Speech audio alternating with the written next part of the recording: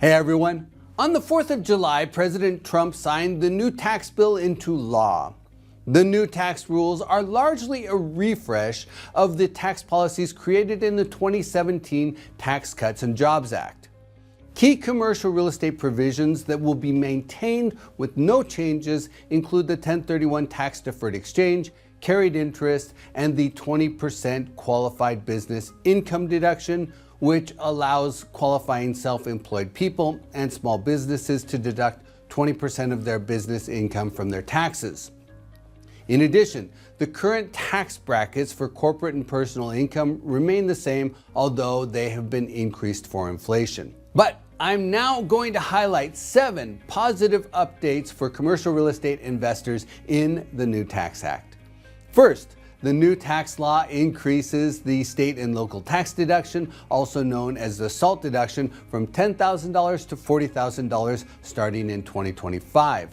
Under the new rules, the SALT deduction phases out at incomes above $500,000, and this provision will expire in 2030.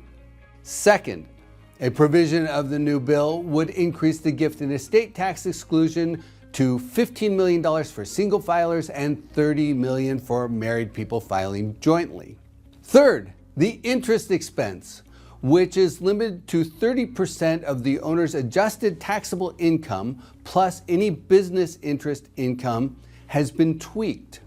The new calculation for the adjusted taxable income no longer includes depreciation, amortization, or depletion deductions, so basically investors will be able to expense more of the interest they pay. Fourth, the low-income housing tax credit program has been expanded. Starting in 2026, the credit allocations will be increased from 9% to 12%, and the new law reduces the private activity bond financing threshold for 4% credit deals from 50% to 25%, and this will basically make it easier to access the tax credits in bond-constrained states, and this will increase the development of affordable housing under the Section 42 Low-Income Housing Tax Credit Program starting next year.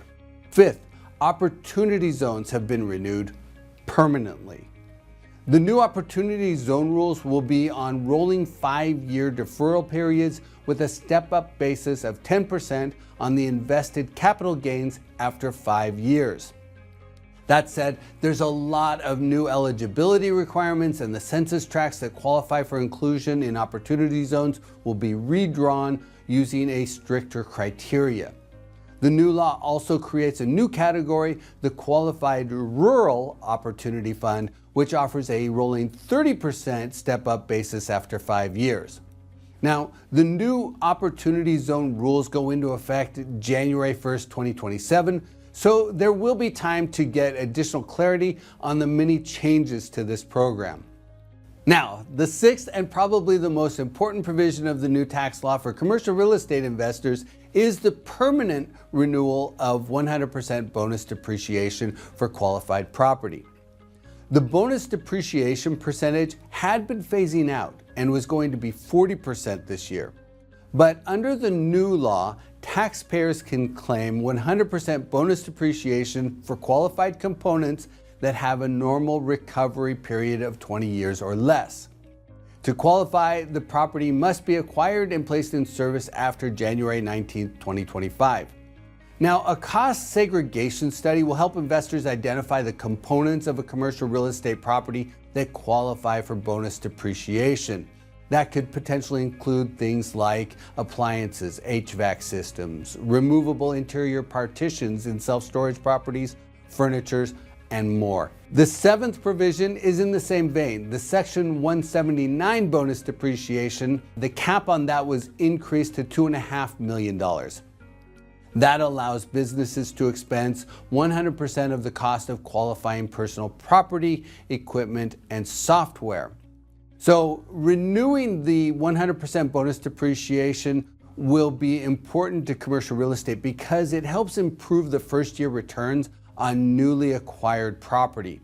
That's particularly helpful considering the higher interest rate climate. In many cases, the going-in cap rates on properties have been on par with or even below the interest rates on the debt capital, resulting in negative leverage. Boosting the depreciation of the qualifying components in the first year to 100% could change the calculus and move a property into positive leverage in year one. In addition, the increase of the Section 179 bonus depreciation to $2.5 million means value-add properties could generate stronger returns in their early years of operation as well. So that brings me to one of the most important benefits of passing the new tax law. Finalizing the tax rules will reduce uncertainty.